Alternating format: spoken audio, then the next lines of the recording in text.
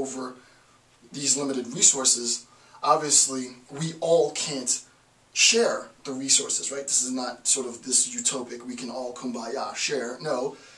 Insofar as you're competing for the limited resources that there are, you present a direct threat to me and my kind.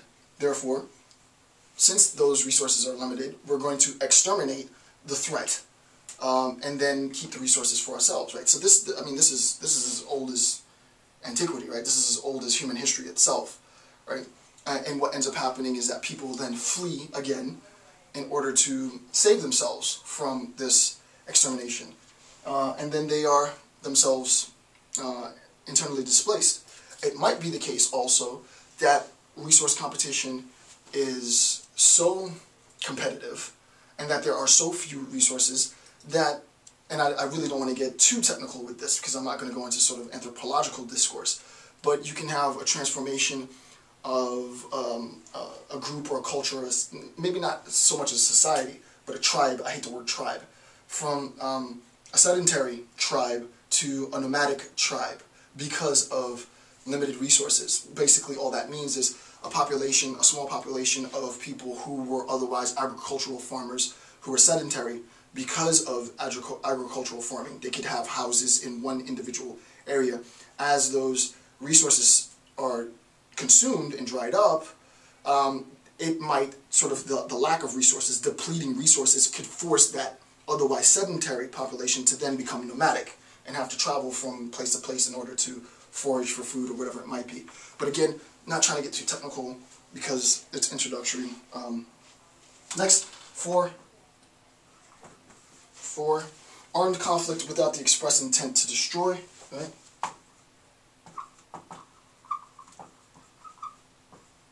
Right, so you can have sort of internal conflict, and I also talk about this in another piece that I wrote earlier in the year, where you have intra, not intra, within the state violence, right?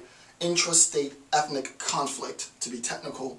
This is a huge, to be honest with you, more than sort of just the systematic extermination because of government,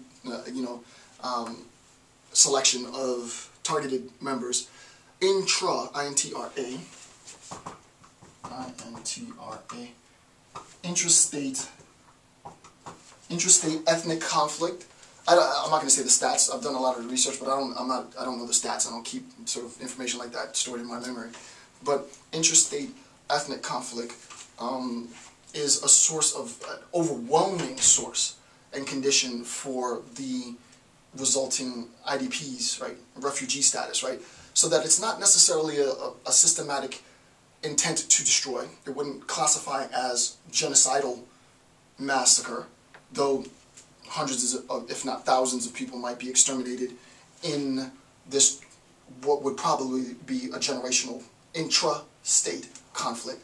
And the conflict just becomes so hostile that individuals recognize that we have to leave, because if we stay, we are going to subjugate our children and our loved ones to perpetual hostility, and we are ourselves going to have to participate in perpetual, inevitable hostility in order to maintain sort of our position. And there's a whole lot of discourse. I've actually done a lecture series in international war and conflict on exactly how this unfolds, right? When you have an aggressive, I'm not going to get into the technical stuff now, but when you have an agitator within a particular geographic region, how just the presence of one agitator escalates violence exponentially for all sort of populations in that region, right? So that becomes problematic. So for me, armed intrastate ethnic conflict, huge factor, huge contributor, unfortunately, which forces people to become refugees insofar as they flee the conflict. All right. So actually, I think I did talk about it. It's good. What I want to do is talk about sort of the development of refugee status throughout time. As you guys know, I don't do history. I'm not a historical sort of, not a historical social science. My approach to social science is purely logical, philosophical. So conceptually, more than sort of historically based, why has there conceptually been a shift in the receptivity of internally displaced people from host countries, right? So I'll say that again just so that it's clear.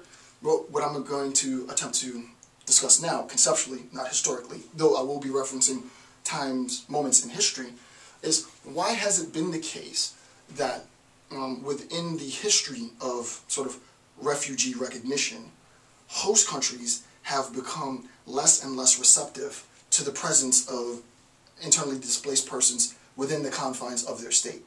Why has this happened? So, in order to make that distinction, I want to talk about two events. We're going to look at that distinction and the demarcation between sort of the transformation in state interpretations, state receptivity, based on the formation of the welfare state. Now, I'm not going to go into sort of a poli-sci discourse on the welfare state. Just Google it, look it up, what the welfare state is. I just don't have the time to get into sort of the technicality of what that means. But refugees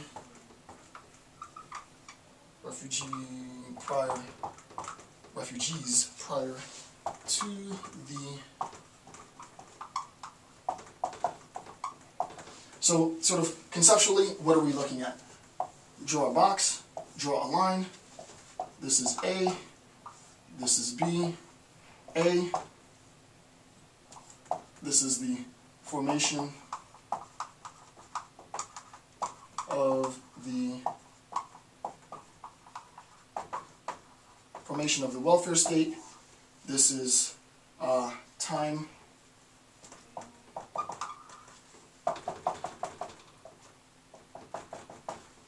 Obviously, this is prior to the formation.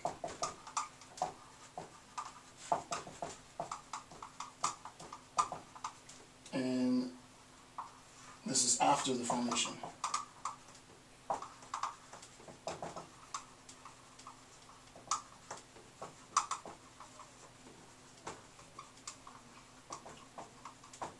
So now that you have a sort of a real sort of conceptual, visual distinction, it won't sound as crazy.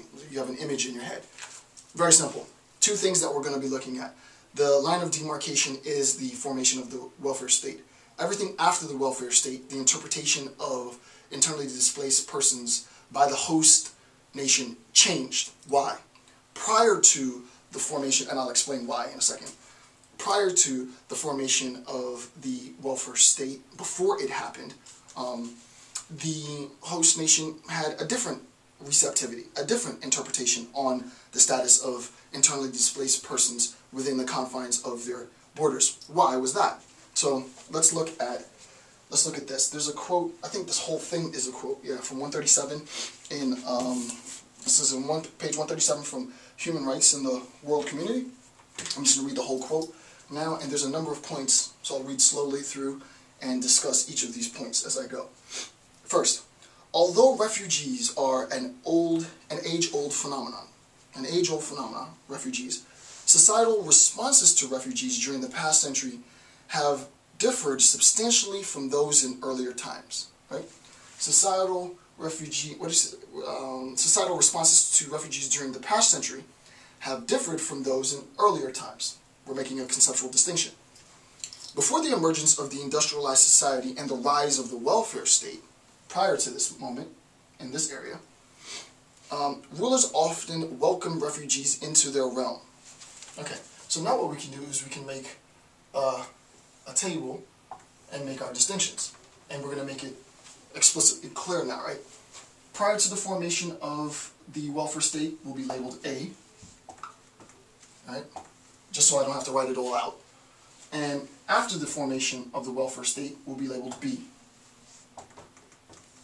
And then what we'll do is we'll make our distinctions so that we can visually see the transformation and the responses and interpretations, the receptivity of host nations. So, before the emergence of industrialized societies, and this is a black quote from the text, right? Before the emergence of industrialized societies and the rise of